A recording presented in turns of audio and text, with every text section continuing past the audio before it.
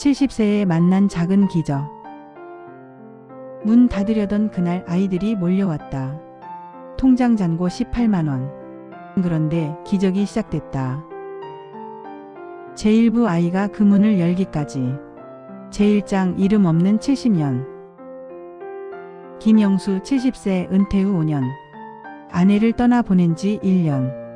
집은 조용했습니다.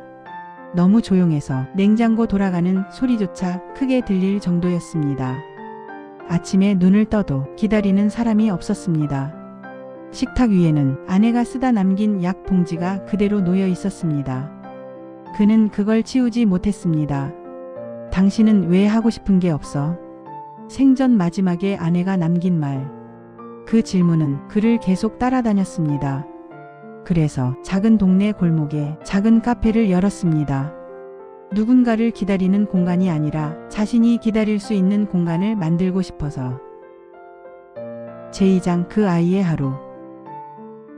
그날 비가 억수같이 쏟아지고 있었습니다. 교복 치마 끝이 다 젖은 채 한 학생이 골목을 뛰어왔습니다. 이름은 수진, 17세. 그날 아침 엄마는 또 비교했습니다. 민지는 전교 5등이래. 넌 뭐야? 수지는 말없이 밥을 먹다가 숟가락을 내려놓았습니다. 나도 노력해. 노력? 그게 노력한 성적이야. 아버지는 신문을 넘기며 아무 말도 하지 않았습니다. 수지는 그 집에서 자기 편이 아무도 없다고 느꼈습니다. 학교도 마찬가지였습니다. 시험 성적이 떨어진 날 담임은 공개적으로 말했습니다. 요즘 정신 어디 갔니? 교실 안 학생들이 웃었습니다. 그날 수지는 집에 가고 싶지 않았습니다. 핸드폰 배터리는 3%. 비는 쏟아지고 갈 곳은 없었습니다. 그때 낡은 간판이 보였습니다. 오늘도 열려 있습니다. 이상하게도 그 문구가 자기에게 하는 말처럼 느껴졌습니다. 제3장 첫 만남. 수진이 카페 문을 열자 따뜻한 공기가 얼굴을 감쌌습니다. 작은 공간, 커피향, 그리고 한 노인. 그는 고개를 들었습니다. 어서 와. 수진은 망설였습니다. 저 돈 없는데요. 그는 웃었습니다. 비는 피해야지. 그 한마디에 수진은 울컥했습니다. 아무도 그렇게 말해준 적이 없었기 때문입니다. 그날 수지는 2시간을 앉아 있었습니다. 말은 한마디도 하지 않았습니다. 그는 묻지 않았습니다. 그 침묵이 수진에게는 처음 겪는 배려였습니다. 제4장 진짜 속사정. 며칠 뒤 수지는 카페에 다시 왔습니다. 이번에는 눈이 부어 있었습니다. 저 오늘 시험 망했어요. 그는 고개를 끄덕였습니다. 괜찮다. 안 괜찮아요. 저는 그냥 없어져도 될 것 같아요. 그 말에 그의 손이 멈췄습니다. 아내가 병실에서 했던 말이 떠올랐기 때문입니다. 나 없어도 괜찮지? 그는 그때 제대로 대답하지 못했습니다. 이번에는 다르게 하고 싶었습니다. 그는 조용히 말했습니다. 없어지면 안 된다. 왜요? 누군가는 내가 있어서 숨 쉬는 사람이 있을 거다. 수지는 그 말을 듣고 처음으로 엉엉 울었습니다. 그날부터 그 카페는 수진의 비밀 기지가 되었습니다. 제2부 무너지는 가게. 제5장 늘어나는 아이들. 수지는 친구들을 데려왔습니다. 여기 말 안 해도 되는 데야. 학생들은 그곳에서 숙제를 하기도 울기도 가만히 창밖을 보기도 했습니다. 그는 규칙을 정했습니다. 1,000원만 내라. 그 대신 여기선 안전하다. 하지만 매출은 늘지 않았습니다. 아이들은 커피 대신 따뜻한 보리차를 마셨습니다. 제6장 현실의 벽. 겨울이 되자 전기세 고지서가 2배로 올랐습니다. 난방비 38만원, 월세 60만원, 통장 잔고 18만원. 그는 계산기를 보다가 손을 떨었습니다. 그러던 어느 날 아들이 찾아왔습니다. 이게 뭐예요? 애들 쉼터예요. 자선 사업하세요? 그는 대답하지 못했습니다. 그저 아이들이 웃는 모습을 떠올렸습니다. 하지만 밤이 되자 불안이 밀려왔습니다. 내가 또 가족에게 짐이 되는 건 아닐까. 아내가 떠난 후 처음으로 다시 무너졌습니다. 제7장 결정적인 사건. 어느 날 밤 수진이 울면서 들어왔습니다. 엄마가 전학 보내겠대요. 그는 놀랐습니다. 왜? 여기 오지 말라고 이상한 데 다닌대요. 그는 그날 수진의 어머니를 직접 찾아갔습니다. 70세 노인이 고개 숙이며 말했습니다. 아이 조금만 숨 쉴 곳을 주세요. 어머니는 냉정했습니다. 책임지실 수 있어요? 그 질문은 그의 심장을 찔렀습니다. 그는 잠시 침묵하다 말했습니다. 적어도 혼자 울게 하지는 않겠습니다. 제8장 문을 닫으려던 날. 적자는 계속됐고 통장은 바닥이 났습니다. 그는 카페 정리 박스를 꺼냈습니다. 컵을 하나씩 신문지에 싸며 중얼거렸습니다. 여보, 여기까지인가 보다. 그때 문이 열렸습니다. 수진이 서 있었습니다. 사장님, 문 닫아요. 그는 대답하지 못했습니다. 그 눈을 마주 볼 수 없었기 때문입니다. 제3부 문을 닫으려던 날 기적이 시작되다. 제9장 아이들의 선택. 수지는 가게 안을 둘러보았습니다. 신문지에 쌓여있는 컵들, 정리된 의자, 꺼져 있는 음악. 사장님 진짜로 닫는 거예요. 그는 고개를 숙인 채 말했습니다. 미안하다. 그 말 한마디에 수진의 표정이 무너졌습니다. 그럼 저는 어디 가요? 그 질문은 칼처럼 가슴을 베었습니다. 그는 대답하지 못했습니다. 수지는 그대로 돌아섰습니다. 문이 닫히는 소리가 유난히 크게 울렸습니다. 그날 밤 그는 잠을 이루지 못했습니다. 나는 또 누군가를 놓치는 건가? 아내의 마지막 병실이 떠올랐습니다. 아무 말도 하지 못했던 자신. 이번에도 또? 제10장 다음날 아침. 문 앞이 소란스러웠습니다. 그는 천천히 셔터를 올렸습니다. 그리고 멈춰 섰습니다.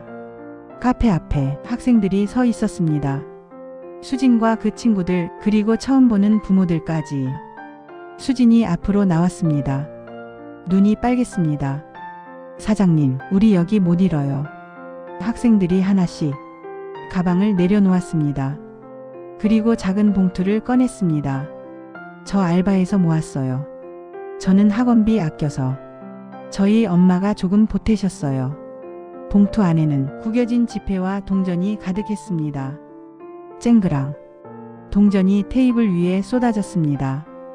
그 소리가 심장을 울렸습니다. 제11장 부모들의 고백.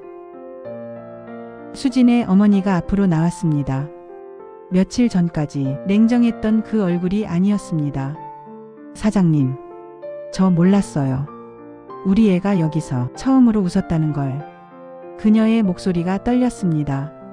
집에서는 늘 예민하고 날카로웠는데 여기 다녀온 날은 조용히 방에서 노래를 틀더라고요. 살고 싶다고 했어요. 그 말에 그의 숨이 멎는 것 같았습니다. 또 다른 학부모가 말했습니다. 우리 애도요. 여기 아니었으면 지금 어떻게 됐을지 몰라요. 그 순간 그는 깨달았습니다. 이곳은 카페가 아니었습니다. 누군가의 마지막 끈이었습니다. 제12장 아들의 선택. 그때 뒤에서 익숙한 목소리가 들렸습니다. 아버지. 아들이 서 있었습니다. 조용히 상황을 지켜보던 그는 말없이 카페 안으로 들어왔습니다. 벽에 붙은 쪽지를 읽었습니다. 여기서 숨 쉬어요. 사장님 덕분에 오늘을 버텼어요.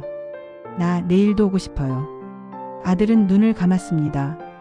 그리고 천천히 말했습니다. 아버지, 제가 틀렸어요. 그는 아버지를 바라보며 말했습니다. 이거 계속해요. 제가 도울게요. 그 한마디에 그는 더 이상 버틸 수 없었습니다. 70년을 살며 아들 앞에서 처음으로 울었습니다. 제4부 기적은 조용히 시작됐다. 제13장 아이들의 작은 반란. 카페가 문을 닫을 뻔했던 그날 이후 아이들은 가만히 있지 않았습니다. 수진이 말했습니다. 우리 가만히 있으면 안 돼. 그녀는 휴대폰을 꺼냈습니다. 카페 사진을 찍었습니다. 낡은 간판, 창가 자리, 벽에 붙은 쪽지들. 그리고 글을 올렸습니다. 이곳은 저를 살게 한 공간입니다. 70세 사장님이 카페 문을 닫으려 합니다. 우리 동네에 이런 곳이 사라지지 않았으면 좋겠습니다. 그 글은 하루 만에 300회 공유되었습니다. 우리 동네에도 이런 분이 있다니. 어르신이 대단하다. 저도 후원하고 싶어요. 아이들의 SNS 알림은 지역 맘카페로, 동네 커뮤니티로, 그리고 지역 단체 채팅방으로 퍼졌습니다. 제14장 예상치 못한 방문. 며칠 뒤 낯선 사람들이 카페에 들어왔습니다. 여기가 그 카페 맞나요? 동네 자영업자들이었습니다. 원두는 우리가 대드릴게요. 간판 새로 해드리죠. 테이블은 제가 목공으로 만들어 드릴게요. 그는 당황했습니다. 아니, 이런 걸 왜?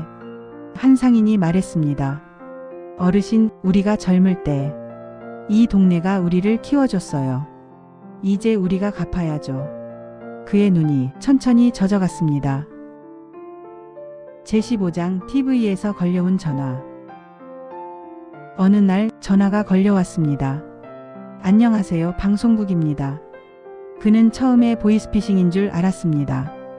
저희가 SNS를 통해 사연을 접했습니다. 청소년 쉼터 카페를 운영하신다고요?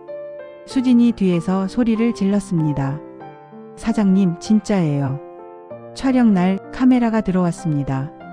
조명이 켜지고 마이크가 달렸습니다. PD가 물었습니다. 70세에 왜 시작하셨나요?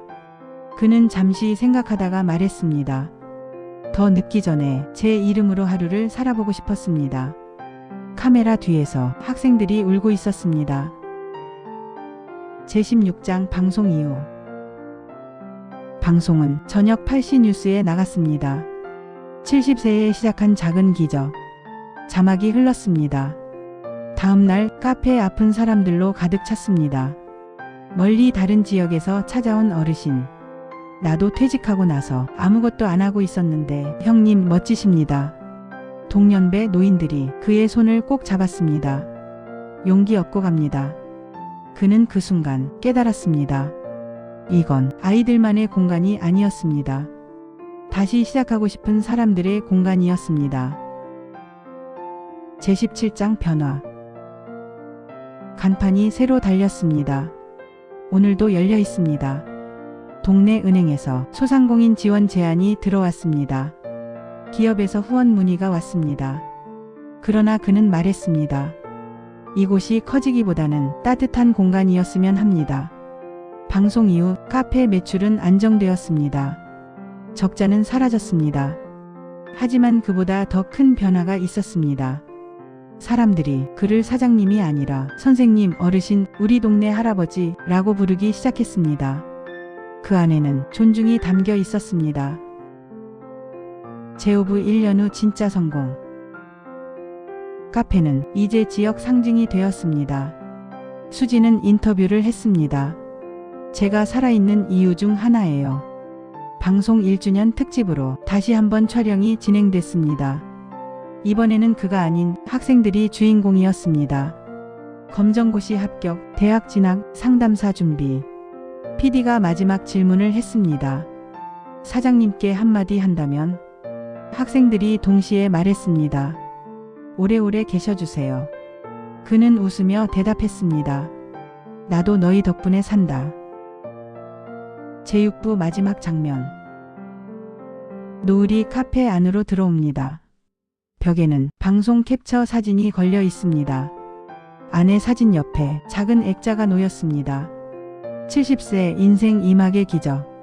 그는 사진을 바라보며 말합니다. 여보, 나 뉴스 나왔어. 잠시 웃습니다.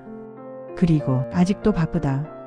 밖에서 아이들 웃음소리와 어르신들 목소리가 함께 들립니다. 은퇴 후 끝이라고 생각하셨나요? 누군가의 인생에 다시 등장할 수 있습니다. 나이는 늦음을 증명하는 숫자가 아니라 버텨온 시간을 증명하는 숫자입니다. 70세에 시작한 작은 도전은 한 동네를 바꿨고 한 세대를 이어주었습니다. 그리고 무엇보다 그는 다시 존중받는 사람이 되었습니다. 당신의 이 막은 아직 시작되지 않았을지도 모릅니다.